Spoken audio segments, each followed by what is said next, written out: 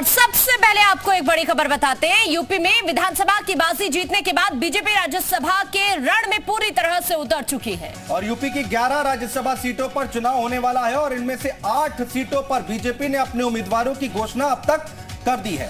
सभी 8 उम्मीदवार आज यूपी विधानसभा पहुंचे, जहां सीएम योगी की मौजूदगी में सभी उम्मीदवारों ने अपना नामांकन पर्चा दाखिल किया। और इस मौके पर योगी सरकार में मंत्री बीजेपी के प्रदेश अध्यक्ष स्वतंत्र देव सिंह भी मौजूद रहे। तस्वीरें हम आपको दिखा रहे हैं।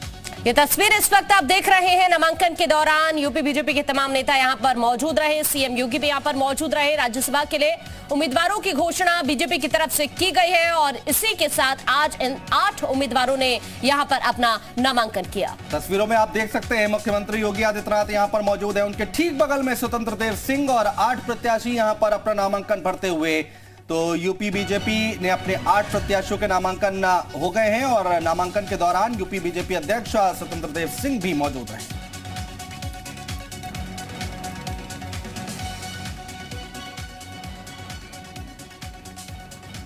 और यूपी से बीजेपी के 8 नेताओं ने आज राज्यसभा चुनाव के लिए नामांकन दाखिल कर दिया और सीएम योगी की मौजूदगी में विधानसभा में नामांकन दाखिल किया गया है। इस मौके पर नामांकन पर्चा भरने वाले बड़े चेहरों से जी मीडिया संवाददाता ने खास बातचीत की है, सुनिए जरा। लक्ष्मीकांत वाजपेयी राज्यसभा के लिए नॉमिनेशन करके आप आ रहे हैं। एक तरीके से जाना तय है, क्योंकि समाजवादी पार्टी ने भी क्लियर कर दिया है कि 3 से ज्यादा नहीं लड़ाएगी और आप लोग 8 की संख्या में हैं। इस क्षण को कैसे देखते हैं, क्योंकि आपसे कई सारे सवाल हैं अभी। मुझसे सवाल तो उत्तर भी मैं आपको दूंगा, लेकिन इस क्षण पर तो मुझे इतना ही कहना है, बावजूद इसके कि जाना तय है, लेकिन अभी नामांकन के अंतिम समय 3 बजे है। राजनीति में कुछ पता नहीं कब किस वक्त कोई खेल हो जाए। लेकिन सवाल यह है कि 2014 में आपने केंद्र की सरकार बनवाने में उत्तर प्रदेश से काफी मदद की, लेकिन 14 के बाद लगातार साइड लाइन रहे आप। 22 में आपको एक बार मौका जरूर दिया गया तमाम ज्वाइनिंग को लेकर के, लेकिन उतना महत्व नहीं दिया गया। साइडलाइन तो एक दिन भी नहीं रहा। कार्यकर्ता के नाते पार्टी के प्रत्येक कार्यक्रम में और जनता की प्रत्येक लड़ाई को मैं लड़ता रहा। अंतर केवल इतना है कि अब हम सरकार में हैं, 14 में हम विपक्ष में थे। लेकिन लगातार ये कहा जा रहा था कि आप कैबिनेट में आएंगे, फिर विपक्ष ने आपको मुद्दा बनाया कि लक्ष्मीकांत वाजपेयी ब्राह्मण चेहरा हैं, उनको वो महत्व नहीं दिया जा रहा है, जबकि बाहर से आए हुए नेताओं को दिया जा रहा है। तो उस क्षण को किस तरीके से देख रहे थे और आज जब आप राज्यसभा के लिए जा रहे हैं तो कैसे देख रहे हैं? ये हमारी सरकार के किए हुए अच्छे कामों की सफलता है कि विपक्ष के पास कोई मुद्दा नहीं था। ले देकर एक मुद्दा था, लक्ष्मीकांत वाजपेयी को बनाने की कोशिश की, लेकिन लक्ष्मीकांत वाजपेयी ने भी उस मुद्दे को मुद्दा नहीं बनने दिया। भारतीय जनता पार्टी जिंदाबाद, भारतीय जनता पार्टी जिंदाबाद। लास्ट सवाल सर, 2024 महत्वपूर्ण है, 75+ का नारा दिया गया है। आप लोग समीकरण साधने में लगे हैं। समाजवादी पार्टी अंतरकलह से जूझ रही है और कांग्रेस अस्तित्व की लड़ाई लड़ रही है। इस तीनों चीजों को कैसे देखते हैं? जो 2 बातें आखिर में आपने कही हैं, हम तो चाहेंगे कि वो और तेजी से बढ़े। तो ये थे लक्ष्मीकांत वाजपेयी, जिनका साफ तौर पे कहना है कि जो पिछला कार्यकाल था या साइडलाइन की बात है वो ऐसा नहीं था, हमें समय समय पे भूमिका मिलती रही, लेकिन 2024 महत्वपूर्ण है और हम आने वाले समय में 2024 में जो 75 का लक्ष्य है उसका अवश्य पूरा करेंगे और राज्यसभा में उत्तर प्रदेश की बात को बखूबी रखने का काम करेंगे। कैमरा पर्सन अमरिंद्र शाह के साथ पवन सिंह सेंगर, जी मीडिया, लखनऊ विधानसभा। राधा मोहन दास अग्रवाल उच्च सदन के लिए नॉमिनेशन कर चुके हैं। सर, गोरखपुर से आते हैं और आपने योगी आदित्यनाथ के लिए सीट खाली की थी, अब उच्च सदन जा रहे हैं। इस पूरे सिनारियो को कैसे देखते हैं? सिर्फ मैं इसे स्थान परिवर्तन के रूप में देखता हूँ। हम लोग को जहाँ दायित्व दिया जाता है संगठन के द्वारा, मोदी जी के द्वारा और योगी जी के द्वारा, और जब तक दिया जाता है तब तक हम वहाँ अपना काम करते हैं। 20 साल इसी सदन में मुझको भारतीय जनता पार्टी ने और योगी जी ने काम करने का अवसर दिया है और अब मुझे कहा गया है कि आप देश के फलक पर चलिए और राष्ट्रीय नेतृत्व के साथ मिलकर के काम करिए। तो ये तो मेरा प्रमोशन है। मैंने कोई सीट छोड़ी है, ये तो कोई मतलब ही इसका नहीं था। जब मैं छोड़ रहा था तब भी मैं जान रहा था कि मैंने कभी पकड़ी ही नहीं, तो छोड़ूं कैसे। आप मेरे घर पर अगर चले जाएं गोरखपुर किसी को भेज के, 20 साल में विधायक रहा हूँ, मेरे घर के सामने आप विधायक की नाम पट्टिका नहीं पाएंगे। क्योंकि मैंने कभी अपने आप को विधायक माना ही नहीं। एक दिन तो सबको पूर्व हो जाना होता है और मुझे तो खुशी होनी चाहिए और मैं जानता हूँ आप भी खुश हैं। नहीं, योगी जी ने पहली बार आपको चुनाव लड़ाया था, उसके बाद से लगातार रहे, फिर योगी जी के लिए आपने उस सीट खाली की। योगी जी के लिए खाली नहीं की, अपने लिए खाली किया। योगी जी जब 2002 में हमें चुनाव लड़ा रहे थे तब भी यही कह रहे थे कि राधा मोहन नहीं, मैं लड़ रहा हूँ। मंचों से उनका भाषण था कि राधा मोहन नहीं, मैं खुद चुनाव लड़ रहा हूँ। तो वही लड़ रहे थे, वही जीत रहे थे। और आज अगर वो कह रहे हैं कि मैं उस समय तुम्हारे माध्यम से लड़ रहा था, आज खुद लड़ूंगा, तो मेरे लिए तो गर्व का विषय है। मेरे राजनीतिक उत्तराधिकारी हैं गोरखपुर विधानसभा में। वो कभी गोरखपुर का इतिहास लिखा जाएगा तो लिखा जाएगा। 20 साल राधा मोहन थे, उसके बाद योगी आदित्यनाथ हुए, तो मेरी तो उपलब्धि है ये।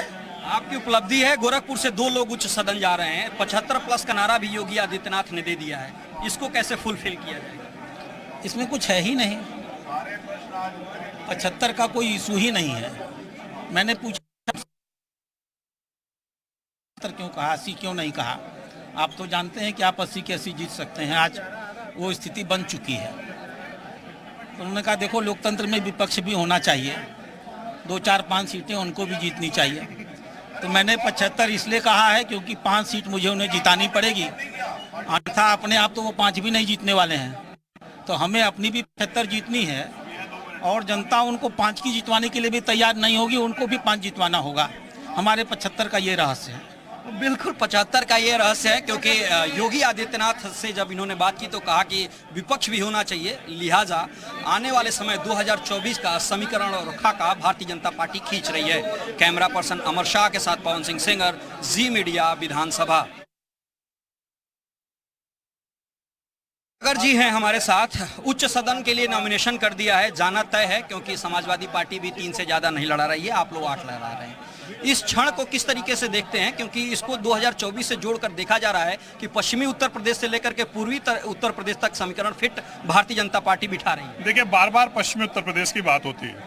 अगर पश्चिमी उत्तर प्रदेश की मैं बात करूं, बहुत लोगों का आकलन था कि विधानसभा के चुनाव में परिणाम बहुत बेहतर नहीं आएंगे, लेकिन जब परिणाम आए तो भारतीय जनता पार्टी की मजबूत जीत हुई पश्चिमी उत्तर प्रदेश में। इसीलिए मैं कह सकता हूं 2024 में भी भारतीय जनता पार्टी विधानसभा से भी बेहतर परिणाम लोकसभा के चुनाव में आएंगे। सुरेंद्र जी, आप दोबारा भारतीय जनता पार्टी ने आप पे विश्वास किया। 75 प्लस का नारा कार्य समिति में योगी आदित्यनाथ ने दिया है। विपक्ष की अगर भूमिका देखी जाए तो वो लगातार समीकरण साधने का काम कर रहे हैं, तो क्या वो इम्पैक्ट 2024 में देख रहे हैं उसका? आपको लगता है विपक्ष कहीं है? विपक्ष तो कहीं दिखता नहीं है। वो अपनी उलझनों में उलझे हुए हैं। विपक्ष को जो जिम्मेवारी निभानी चाहिए वो नहीं निभा रहे हैं। वो केवल आपसी झगड़ों पर उन पे ध्यान है। जाति और अखिलेश जी ने सदन में तो जबरदस्त प्रदर्शन किया इस बार। नहीं, मैं कह रहा हूँ प्रदर्शन तो किया है, चुनाव सबसे बड़ा होता है। देखिए, जनता का जो जनादेश है उससे बड़ी परीक्षा किसी भी सरकार की नहीं होती है। विधानसभा के जो चुनाव उसमें 273 सीट किसने जीती? भारतीय जनता पार्टी और सहयोगी दलों ने जीती है। इससे बड़ा प्रमाण भारतीय जनता पार्टी और उनके अलायंस को नहीं चाहिए। तो खास तौर से सुरेंद्र नागर जी इनका कहना है कि प्रदर्शन विधानसभा में हो या लोकसभा के चुनाव में भारतीय जनता पार्टी से बेहतर नहीं कर सकती और विपक्ष के पास कोई मुद्दा नहीं है और भारतीय जनता पार्टी के सामने विपक्ष कहीं नहीं टिकती है। कैमरा पर्सन अमरिंद्र शाह के साथ पवन सिंह सेंगर, जी मीडिया, लखनऊ विधानसभा।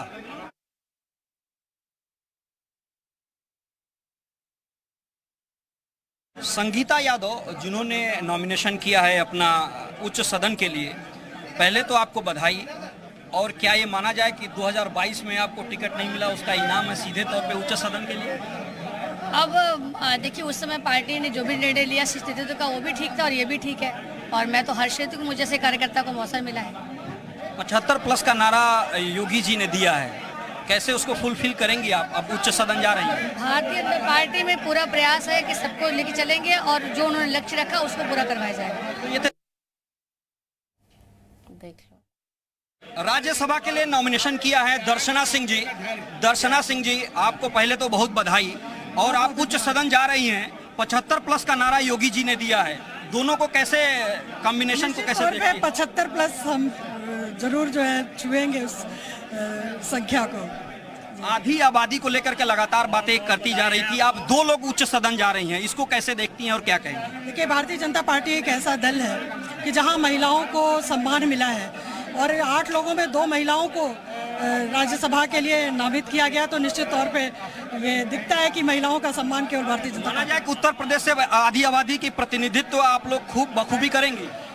निश्चित तौर पे पार्टी का जो निर्देश होगा उसको हम बखूबी निभाएंगे। तो ये थी दर्शना सिंह, जिनका साफ तौर पे कहना है कि आधी आबादी को भारतीय जनता पार्टी प्राथमिकता देती रही है और ये लोग उच्च सदन में उत्तर प्रदेश का प्रतिनिधित्व करने का काम करेंगे।